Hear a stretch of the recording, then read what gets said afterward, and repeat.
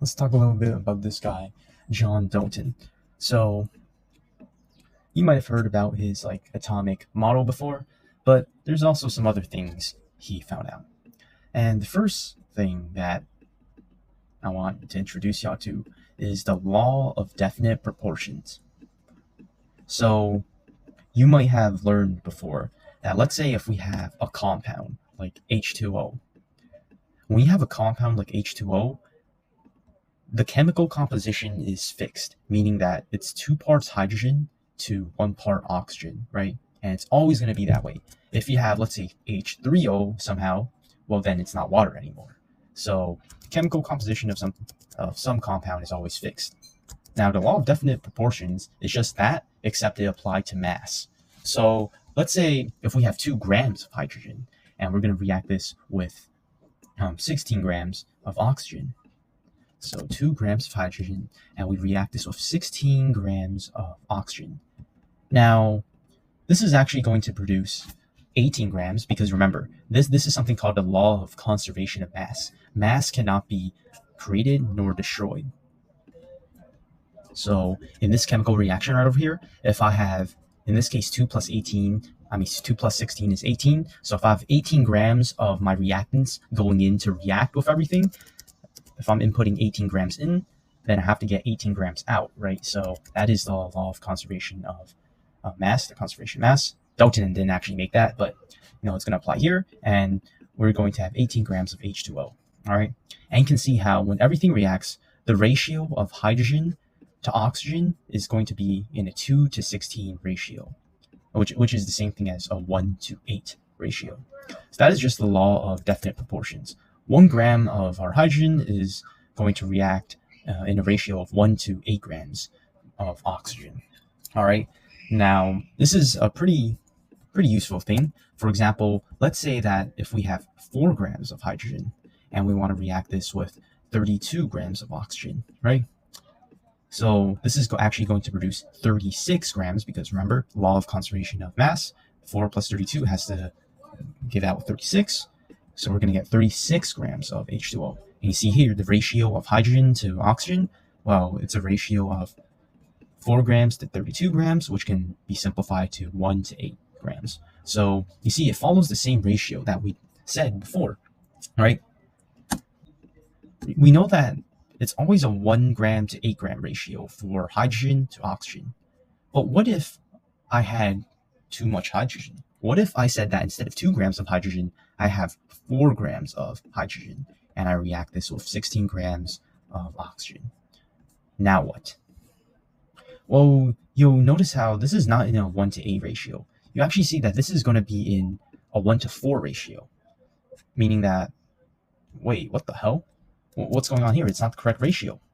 And what's actually going to happen from this is that all the oxygen is going to react, right? Because from this formula right over here, we only need 2 grams of hydrogen to react with 16 grams of oxygen. So if we have 4 grams of hydrogen, we have something known as excess. We have too much hydrogen, right? We have too much hydrogen.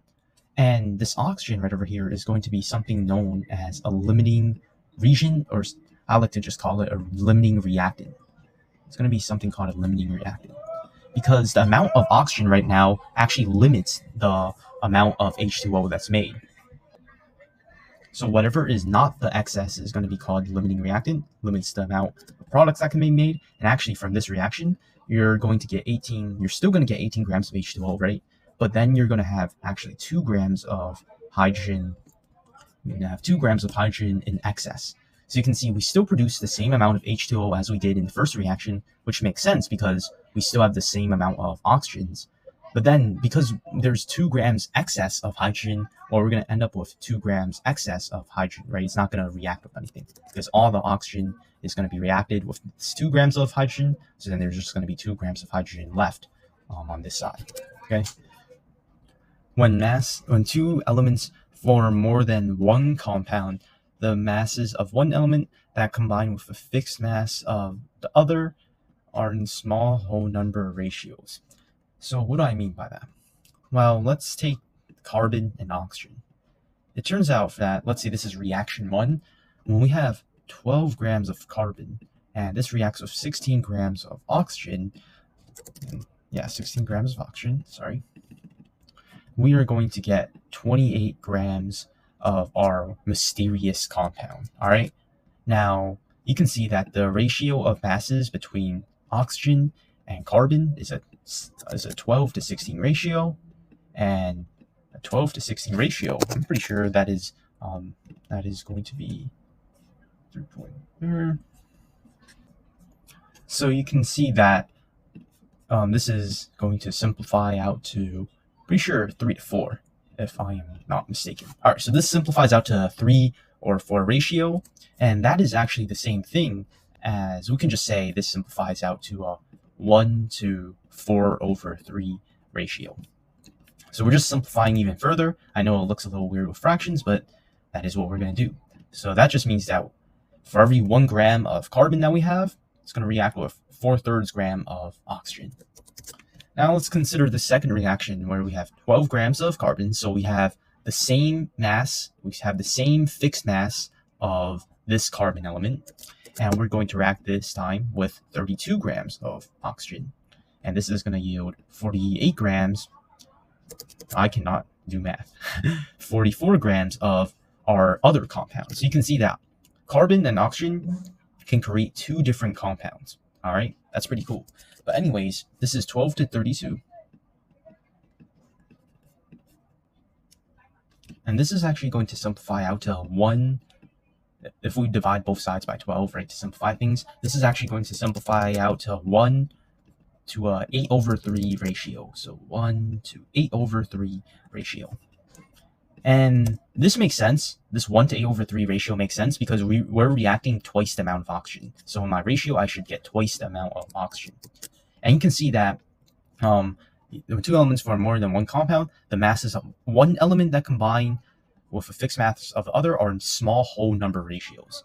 All that means is that if I'm reacting with twice the amount of oxygen than my first attempt, and I'm keeping this carbon amount constant, and they both create different compounds, well, then if I take these 2 ratios and I divide them together, well, 8 over 3 divided by 4 over 3, that's going to give me 2, right? Because I'm using twice the amount of oxygen to create my second compound compared to my first compound.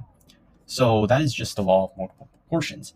And this is useful because you can start maybe potentially finding out some chemical formulas for this. For example, maybe this reaction right over here could represent CO, and this reaction down here could represent CO2 because we're using twice the amount of oxygen, right? So you can see how something like this is actually pretty useful. Let me just try to move all of this up here, but you can see how something like this is very useful for determining or maybe even predicting the structures of certain molecules. However, the problem with just assuming this is that, well, you didn't really have enough information back then during like John Dalton's time to kind of figure all of this out, because guess what, right? All we know is that for 1 compound, we're using 16 grams, and for another compound, we're using twice the amount of oxygen.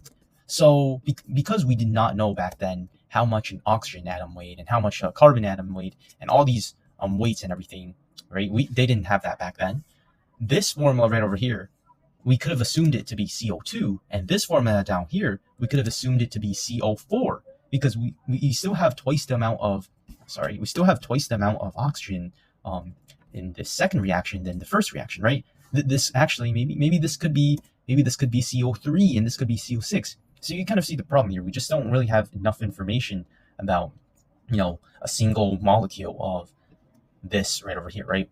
We didn't really have that information back then, how much an oxygen atom weighed, a specific tiny oxygen atom, a specific tiny carbon atom. We didn't know how much they weighed back then. So, didn't have really enough information to find out the formula, but really useful for predicting formulas and really good evidence for supporting, future experiments. So just to tie everything together, we have a practice problem, verify a law of multiple proportions for these compounds. All right, so all you do is you see how our compound is SO, SO2, SO3, and our oxygen mass is 16. So we want to verify that, well, the masses of one element that combine with a fixed mass of another element are in small whole number ratios. So the masses of one element masses of the other element, and the masses of even this element, they're all in whole number ratios, as you can see here, right?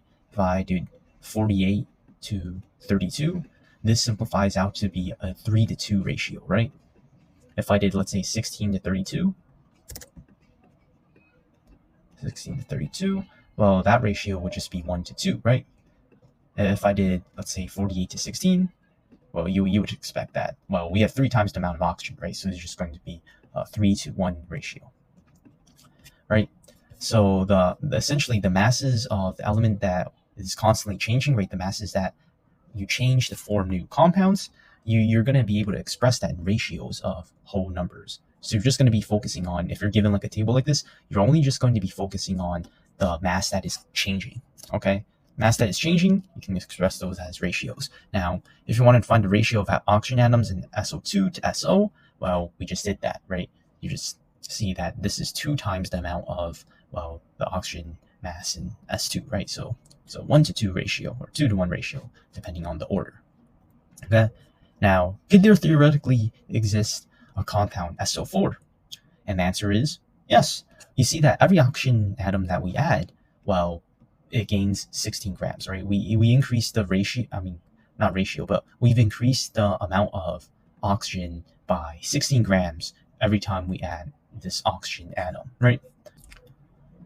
So all that means is that if we have a fixed amount of sulfur, which is this S symbol, and we react this with 16 grams, we're going to get SO. Then if we react with 32 grams, then we're going to get SO2.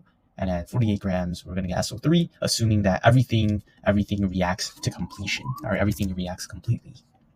Now, following this trend, well, a theoretical SO4 will just be 48 plus 16, which is 64 grams for the oxygen mass.